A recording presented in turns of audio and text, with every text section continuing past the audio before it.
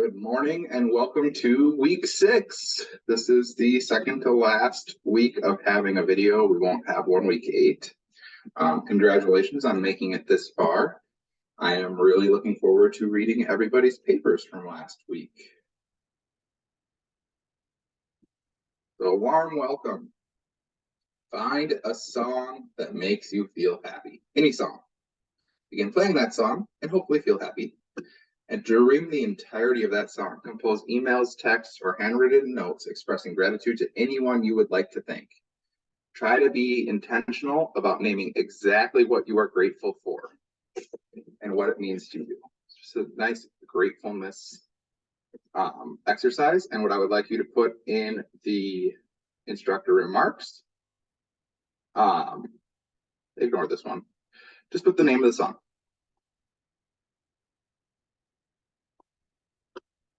Grow as a community of learners, implementing CASEL's 3 signature practices. So these should be familiar to you by now. We're just going to do a warm welcome, which we just did, engaging activities, and an optimistic close. We're going to celebrate completing the communication assignment. Great job, everybody. I believe when I last looked, the vast majority have been turned in, and those that haven't have extensions. And then we're going to reflect on vulnerability and consider practicing it in the discussion board this week.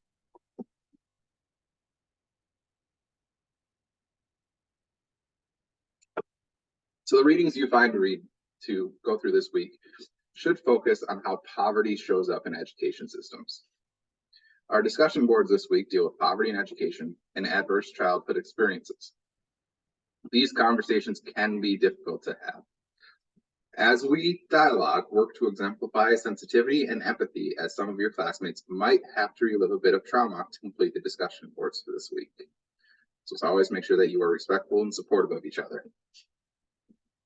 Our first discussion board question is, ACEs are becoming more of an issue in our schools. We are finding at an alarming rate, students are coming through our schoolhouse gates full of toxicity and ACEs. Many schools are not equipped to respond to trauma-inflicted students. That should say trauma-affected students.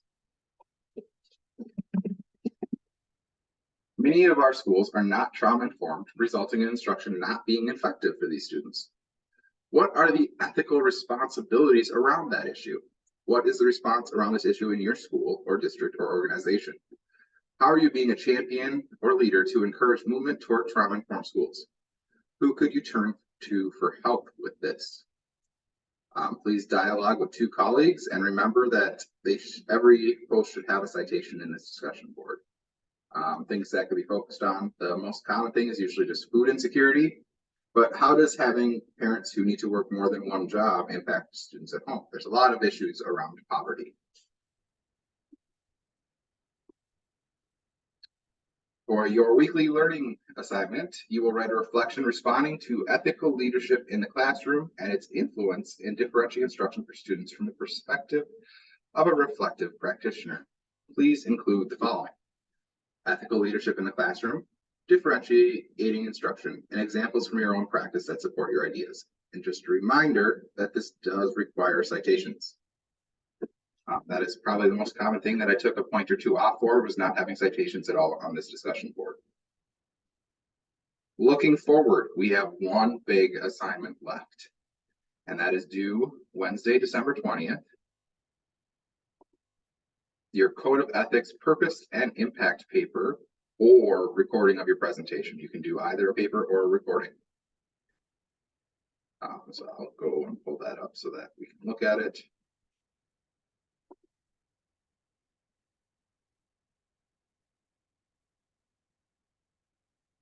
Moved on me because why would it stay in the same spot? There we go.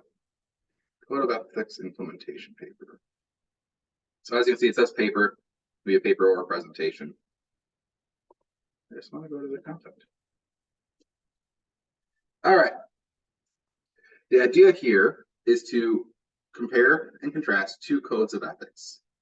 One of them will be the Code of Ethics for Minnesota teachers, and then another Code of Ethics for educators that you have selected. You're going to devise a plan to implement one of them into your education settings. Your paper or presentation should address your proposed Code of Ethics for educators and the plan of how to put it in place in your setting.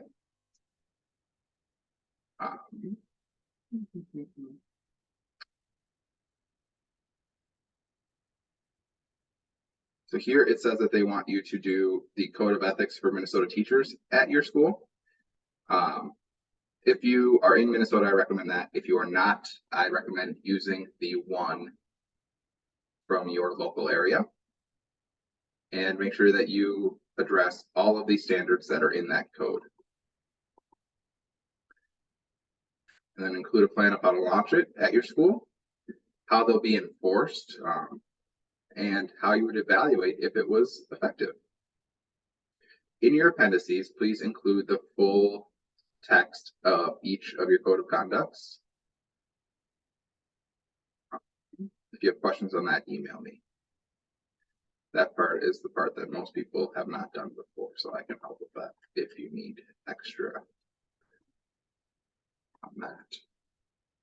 And finally, this month, think about ways you can give more, and specifically not just physical things. So time is the one that I have to make sure I give more of to my kids. Is working 2 jobs can be a lot, and I need to make sure that I carve out time for both of my children as well, and my wife.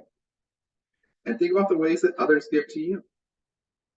Great work so far this semester, and like I said, I look forward to reading all of your papers. Hopefully I will have them all read and graded. I'm hoping by Wednesday or Thursday this week. We are in the middle of contract negotiations, so that is taking a lot of my time. If I'm a little bit late, I apologize. Otherwise, have an excellent week. I look forward to reading your discussion boards this week.